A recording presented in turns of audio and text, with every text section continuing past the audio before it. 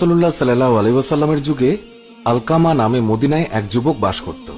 সে নামাজ, রোজা এবং সাদগার মাধ্যমে আল্লাহ তাআলার ইবাদত বান্দিগিতে অত্যন্ত অধ্যবসায় সহকারে লিপ্ত থাকত। একবার সে এক কঠিন রোগে আক্রান্ত হলে তার স্ত্রী সাল্লাল্লাহু আলাইহি ওয়াসাল্লামের কাছে খবর পাঠালেন যে আমার স্বামী আলকামা মুমূর্ষ অবস্থায় আছেন।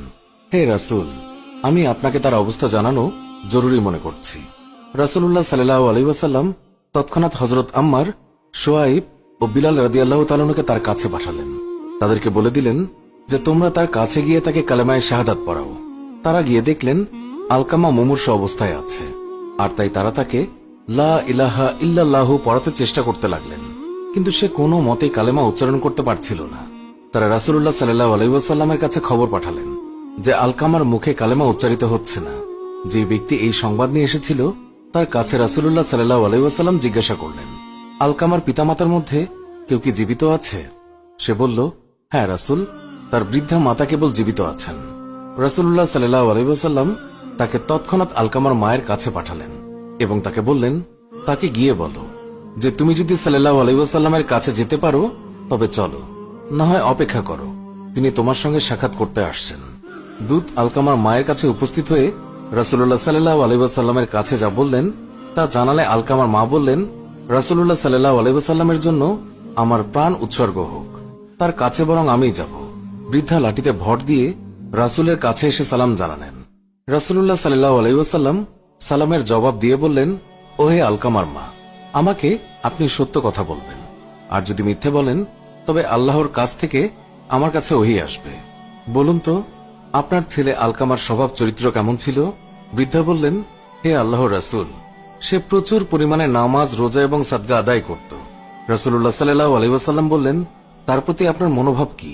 বৃদ্ধা বললেন, হে আল্লাহর রাসূল, আমি তার প্রতি অসন্তুষ্ট। রাসূল বললেন, কেন? বৃদ্ধা বললেন, সে তার স্ত্রীকে আমার উপর অগ্রাধিকার দিত এবং আমার আদেশ অমান্য করত। রাসূলুল্লাহ সাল্লাল্লাহু আলাইহি ওয়াসাল্লাম বললেন, আলকামার মা অসন্তুষ্ট, তাই কালেমার উচ্চারণে আলকামার জিহ্বা আড়ষ্ট হয়ে গেছে। তারপর রাসূলুল্লাহ সাল্লাল্লাহু আলাইহি ওয়াসাল্লাম বললেন, হে বিলাল, যাও আমার জন্য প্রচুর পরিমাণে কাঠ জোগাড় করে নিয়ে এসো। বৃদ্ধা বললেন, হে আল্লাহর রাসূল, কাঠ দিয়ে কি করবেন? রাসূল উত্তরে বললেন, আমি ওকে আপনার সামনে আগুন দিয়ে পুড়িয়ে দেব। বৃদ্ধা বললেন, হে আল্লাহর রাসূল, আমার সামনে আমার ছেলেকে আগুন দিয়ে পোড়াবেন? আমি তো তা সহ্য করতে পারবো না। রাসূলুল্লাহ সাল্লাল্লাহু আলাইহি ওয়াসাল্লাম বললেন, ও হে আলকামার মা, আল্লাহর আযাব এর চেয়েও কঠোর এবং দীর্ঘস্থায়ী। এখন আপনি যদি চান আল্লাহ আপনার ছেলেকে মাফ করে দিক, তাহলে তাকে আপনি মাফ করে দিন এবং তার উপরে সন্তুষ্ট হয়ে যান। যে আল্লাহর হাতে আমার প্রাণ, তার কসম, যতক্ষণ আপনি তার উপরে অসন্তুষ্ট থাকবেন ততক্ষণ নামাজ, রোজা এবং সাদকা দিয়ে আলকামার কোনো লাভ হবে না।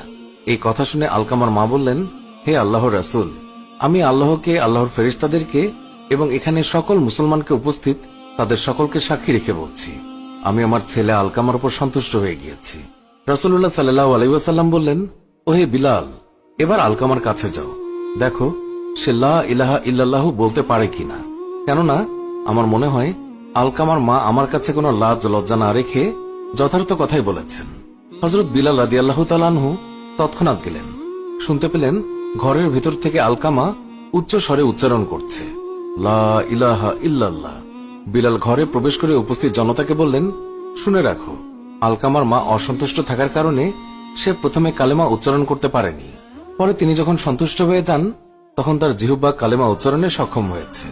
আলকামা সেদিনই মারা যায় এবং রাসূলুল্লাহ সাল্লাল্লাহু আলাইহি ওয়াসাল্লাম নিজে উপস্থিত হয়ে তার গোসল এবং দাফনের নির্দেশ দেন, জানাজার নামাজ পড়ান এবং দাফনে শরীক হন এবং তার কবরে দাঁড়িয়ে রাসূলুল্লাহ সাল্লাল্লাহু আলাইহি ওয়াসাল্লাম বললেন, হে আনসার এবং মুজাহিদগণ, যে ব্যক্তি মায়ের উপর স্ত্রীকে অগ্রাধিকার দেয় তার উপরে আল্লাহ, ফেরেশতাগণ এবং সকল মানুষের অভিসম্পাত। আল্লাহ তার পক্ষে কোনো সুপারিশ কবুল করবেন না।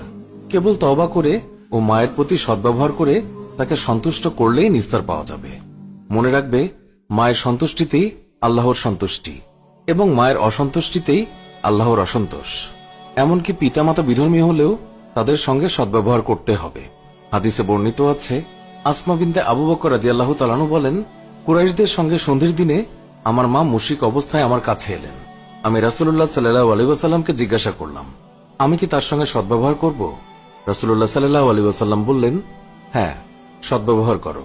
হযরত আবু উমামা রাদিয়াল্লাহু তাআলা আনহু বর্ণনা করেছেন, এক ব্যক্তি রাসূলুল্লাহ সাল্লাল্লাহু আলাইহি ওয়াসাল্লামকে তিনি জিজ্ঞাসা করলেন, সন্তানের উপরে পিতামাতার হক কি? উত্তরে বিশ্বনবী বললেন, তারা উভয়ই তোমার জান্নাত এবং জাহান্নাম।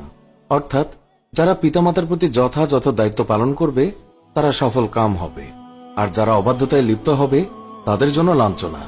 আমাদের সবার উচিত পিতা মাতার সেবায় নিয়োজিত থাকা, তাদের জন্য সবসময় দোয়া করা। সুপ্রিয় দর্শক, এর সাথেই শেষ হচ্ছে এখনকার ভিডিওটি ভালো লাগলে লাইক দিন, আপনার প্রিয়জনদের মাঝে শেয়ার করুন।